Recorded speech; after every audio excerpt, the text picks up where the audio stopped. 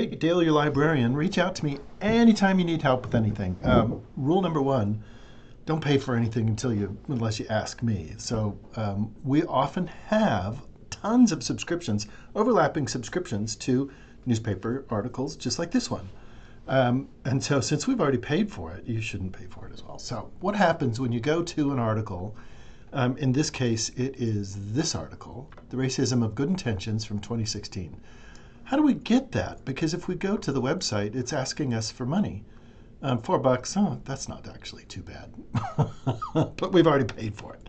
So what you do is copy that title, and then there's a couple things you can try. The library catalog, just in general, for older stuff, sometimes you can find it by just putting it in quotes and looking for it like that. Hey, check it out.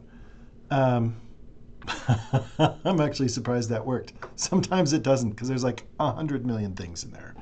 Here's a more reliable way of going. If you go to databases and go to database by type, newspapers is one of them. At least it used to be. There we go, newspapers. And way down at the bottom, there's a whole bunch of newspapers. We do have an archives of the Washington Post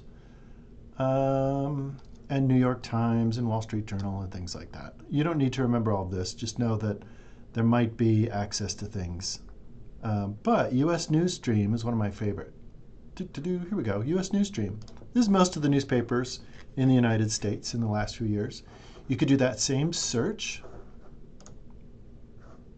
And what it's doing is it's looking for, instead of racism here and intentions there, when you put quote marks, it's looking for that complete phrase, which is kind of like rare.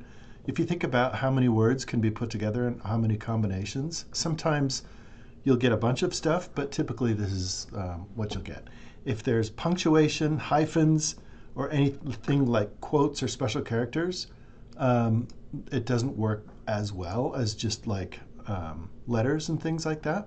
Another thing you can do is you could do a publication search, and you can look for Washington Post, and then you can go in by the date and things like that. Look for it that way.